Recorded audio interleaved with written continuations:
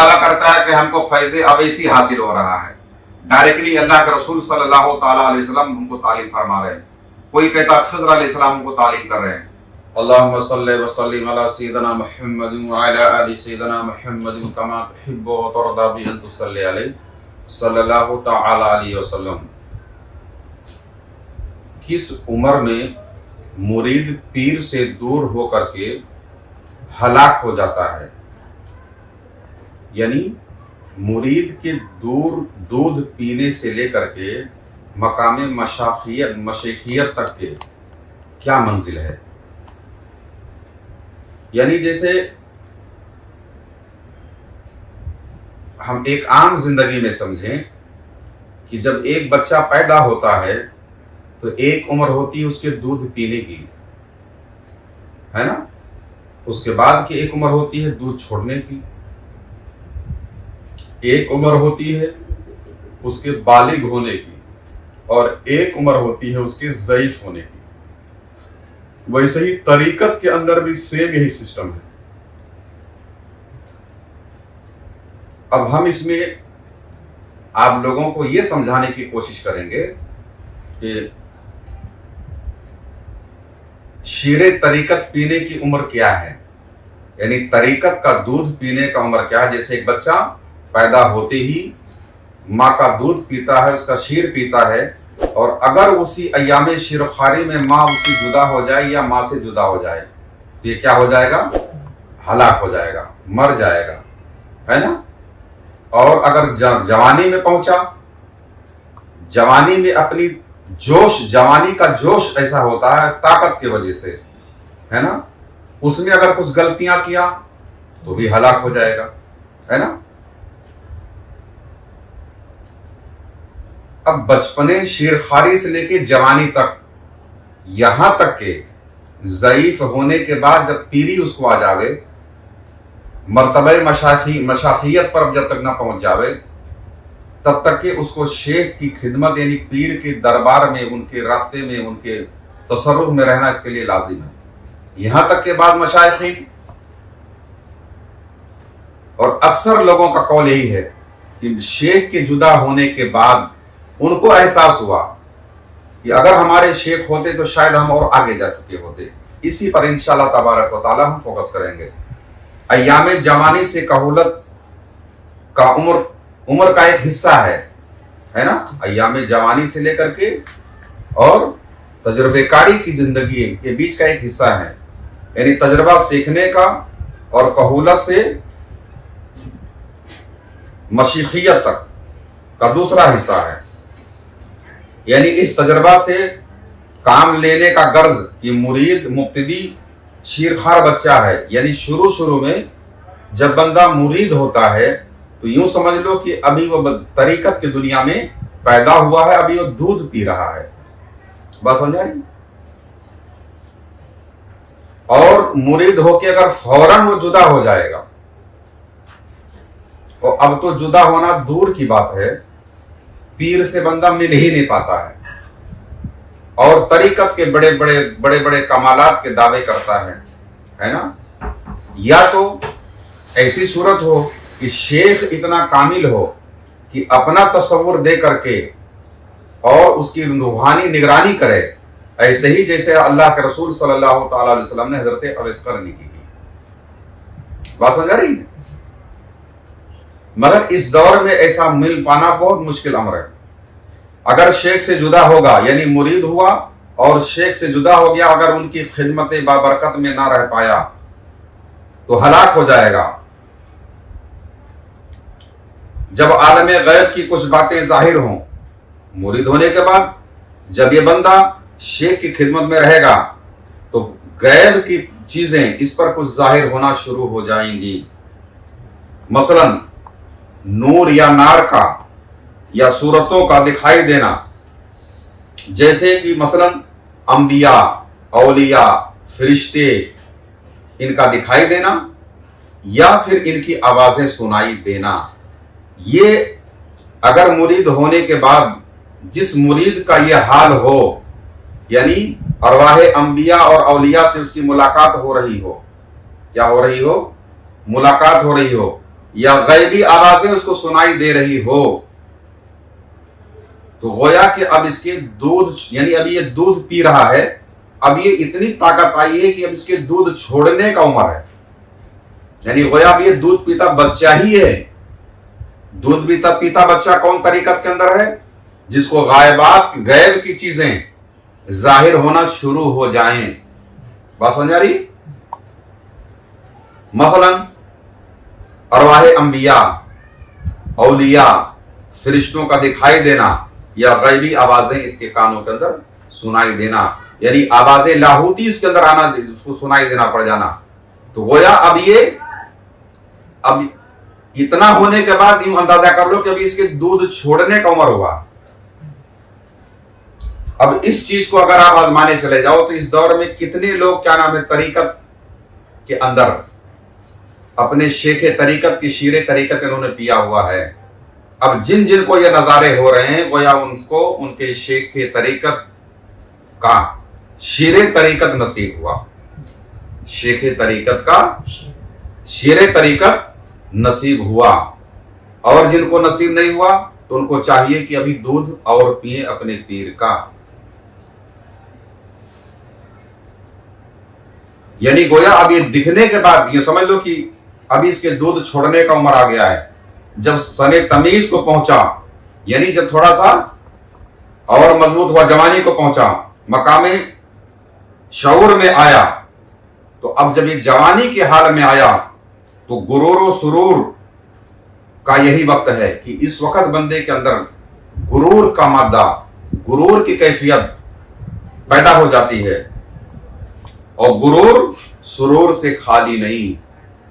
غرور جیسے کہ ایک بچہ بڑا ہوا، جوان ہوا، آپ نے دیکھا نا کہ وہ اتنا شعور نہیں کر پاتا ہے کہ کسی سے بھی لڑ بیٹھتا ہے نا، کسی سے بھی بھیڑ جاتا ہے، اچھے بری طاقت تو جسم میں ہے، باقی شعور مکمل اس کو نہیں ہے۔ اور جب بندہ مغرور ہوا تو راستے سے دور ہوا، ہے نا۔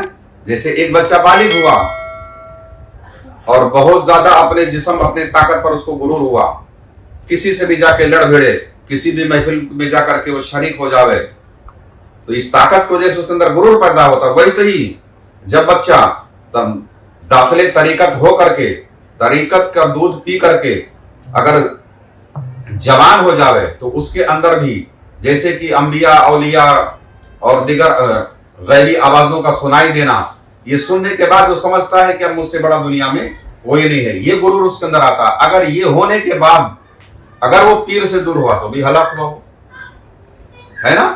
جیسے ایک نوجوان بچہ کہیں بھی جا کے بھیڑ جاتا ہے، مگر باپ کو معلوم ہے کہ ہم کو نہیں بھیڑنا چاہیے، باپ ایک شعور اس کو سکھاتا ہے، ہوشیاری دیتا ہے، دنیا زندگی جینے کا شعور دیتا ہے، ویسے ہی سیم پیر آپ کو گائیڈ کرے گا۔ جب مغرور ہوا تو راستے سے دور ہوا، جب حد بلوغ کو پہنچا تو تجلیات شروع ہوئی۔ ابھی تک کہ آواز اس کو آتی تھی، شکلیں دکھاتی تھی، مگر جب جوانی کو پہنچے گا تو تجلیات الہی کا نزول اس پر ہوگا۔ بات سمجھ آ رہی ہے؟ مستی و دیوانگی میں یہ اس پر تجلیات کا جب ظہور شروع ہوگا تو بندہ اسی ٹائم ہدایت و گمراہی کی طرف ادھر ادھر، یا تو ہدایت اگر شیخ کے قریب رہا تو ہدایت میں رہے گا، اگر دور ہوا تو گمراہی میں پڑ جائے گا۔ اس کو معلوم نہیں، چونکہ اب یہ جوانی کے عالم میں ہے، بہت زیادہ مضبوط ہے، اس کو خبر ہی نہیں ہوگی کہ کہاں سے کہاں چلا جائے، اور ایسی باتیں کرنے لگ جاوے کہ ہم میں اور تم میں کوئی فرق نہیں، اب اپنے شیخ کو اور خود کے اندر یہ تمیز نہ کر پاوے۔ ایسی صورت میں بندہ مکمل پھنس جاتا ہے۔ ایسی صورت اگر اس کے اندر پیدا ہو گئی تو پھر جذب ہو کر مزید نعمت سے محروم ہو جاتا ہے، یعنی جو اس کے اندر اور نعمتیں آنی تھی، یہ آنے یہیں پر آ کر کے بندہ مغرور ہوا، اس سے جذب میں بھی چلا جائے گا، پاگلوں جیسی حرکت کرے گا، ان سے لڑ بھڑ جائے گا اور اپنی ان نعمتوں سے مکمل محروم ہو جائے گا۔ ہزاروں عارفین اس جگہ پر، اس مقام پر ڈوب گئے اور پھر نہ ابھر سکے، یعنی ان پر جب تجلیات کا ظہور شروع ہوا اور اپنے شیخ سے دور ہوئے تو ہزاروں ورفا جو مقامی جو عارف باللہ تھے، عارفین، عارف کی جمع عارفین ہے نا، ورفا جو کہا جاتا ہے نہیں، عارف کی جمع عارفین ہے، تو ہزاروں عارفین یہاں پہ جا کے وہ ڈوب گئے اور دوبارہ نہیں نکل سکے۔ جس خواہش نفس سے مبتلا ہوئے اور کہنے لگے کہ خدا نے ہم کو یہ حکم دیا، اور ایسی منزل پہ پہنچ کر کے اپنے نفس کی غلامی میں آ گئے اور یہ سمجھنے لگے کہ اللہ کا یہ حکم ہے۔ اگر ان سے کہا جائے کہ ایسا کیوں کرتے ہو تو یہ کہیں گے کہ یہی تو اللہ کا حکم تھا، اور جبکہ حکم یہ اللہ کا نہیں ہوتا، کیونکہ شیخ سے اب دور ہوئے، جو ہدایت دینے والے مرشد کامل سے دور ہوئے، تو اب ہدایت پر تو نہ رہے نا، اب جو ان پر وارد ہو رہا ہے ان کو اس کی فرق ہی نہیں، یہ رحمان کی طرف سے ہے کہ شیطان کی طرف سے ہے۔ آپ یوں سمجھ لیجئے کہ اللہ سے دور ہونے کی جو نشانی ہے کہ آپ ہر بادشاہ کی ایک خاص مقام ہوتا ہے، ایک محفوظ جگہ ہوتی ہے، خدا کی محفوظ جگہ، اس کی حرام کردہ چیزیں ہیں، اس کے محارم کہلاتے ہیں ان کے قریب نہ جانا، برابر ہے۔ تو یہ لوگ یعنی جو شخص اللہ تبارک و تعالیٰ نے جن چیزوں کو حرام قرار دیا ہے ان کے قریب بھی نہ جانا۔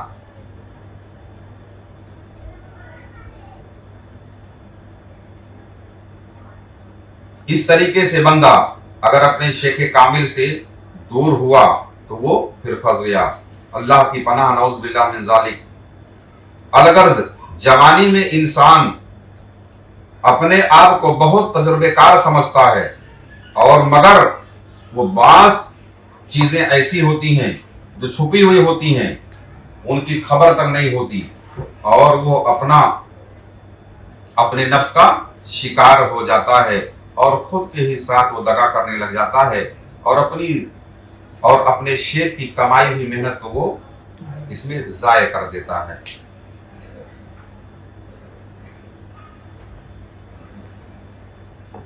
اب یوں آپ سمجھ لیجئے، ایک مثال میں آپ کو دے رہا ہوں، آئینہ کی پشت کو، آئینے کو پشت کب کہا جاتا ہے؟ یعنی آئینے کے پشت یعنی پیٹھ، پشت یعنی پیچھے کب کہا جاتا ہے کہ یہی منہ ہے؟ آئینے کو کوئی منہ اپنا تصور کرتا ہے؟ اسی طرح بڑے بڑے تجربوں کے بعد زمانے کہولیت میں قدم رکھتا ہے اور انقلابات و تحولات سے خلاصی پاتا ہے۔ اب یوں سمجھ لیجئے کہ بندہ کسی بھی حال میں جب تک اس کا مرشد کامل باحیات ہے اس کو اپنے پیر کامل کا ساتھ نہیں چھوڑنا چاہیے، چاہے جتنی اونچی منزل پر پہنچ جائے۔ اگر ہم سے یا کسی شیخ سے بھی پوچھا جائے تو وہ بھی یہی کہے گا کہ ہم بھی اس کے مکر یعنی نفس امارہ کے مکر و فریب سے محفوظ نہیں، بے خوف نہیں۔ اگر کوئی پوچھے کہ دنیا میں سب سے بڑا بدبخت شخص کون ہے تو تمام صوفیاء، تمام اولیاء، تمام سالکین کا یہی جواب ہوگا کہ سب سے بدبخت شخص وہ ہے جو پیر کی فرما برداری اور صحبت کو چھوڑ کر کے اپنی خواہش پر چلے۔ یعنی طریقت کی دنیا میں سب سے بدبخت شخص وہ ہے جو اپنے شیخ کی تربیت یا ان کی مرضی کے بجائے خود اپنی مرضی سے چلے، اور جو بھی اپنی مرضی سے چلا وہ گمراہ ہوا۔ کیا ہوا؟ گمراہ ہوا۔ بہت سارے سلسلے کے، بہت سارے اس دور میں یوٹیوب کی دنیا میں، سوشل میڈیا کا دور ہے، ایسے لوگ دعوے جو کر رہے ہیں نا، یہ ٹوٹل اپنے مشائخین سے ہٹے ہوئے لوگ ہیں، ان کا کوئی پیر نہیں۔ کوئی تو یہ بہانہ دے گا کہ ہم کو کوئی کامل پیر نہیں ملا اس لیے ہم وہاں سے ہٹ گئے، ہے نا۔ کوئی یہ دعویٰ کرتا ہے کہ ہم کو فیض اویسی حاصل ہو رہا ہے، ڈائریکٹلی اللہ کے رسول صلی اللہ تعالیٰ علیہ وسلم ہم کو تعلیم فرما رہے ہیں۔ کوئی کہتا ہے خضر علیہ السلام ہم کو تعلیم کر رہے ہیں، برابر۔ یہ سب ان کے نفس کی خلا بازیاں ہیں۔ کیا ہیں؟ یہ خود ہی اپنے نفس کا شکار ہو گئے۔ اللہ تبارک و تعالیٰ کی بارگاہ میں دعا ہے کہ مولا کریم بالخصوص وہ بچے جو مجھ سے تعلیم حاصل کر رہے ہیں یا جس بھی شیخ کامل کی خدمت میں ہے، اللہ تبارک و تعالیٰ ان کے شیخ کا سایہ ان پر تادیر کرے اور ان کی ارادت کو مولا کریم اور موجود فرمائے، تاکہ صحیح معنوں میں یہ رہبری ये इस खतरनाक डगर पे चलते हुए वसल की मंजिल तक पहुंच सके। आमीन सुम्मा आमीन बिरहमतिका या अरहमर राहिमीन। अगर आप भी कुछ रूहानी खिदमत करना चाहते हैं तो इस चैनल को सब्सक्राइब करें और इसका लिंक भी शेयर करें।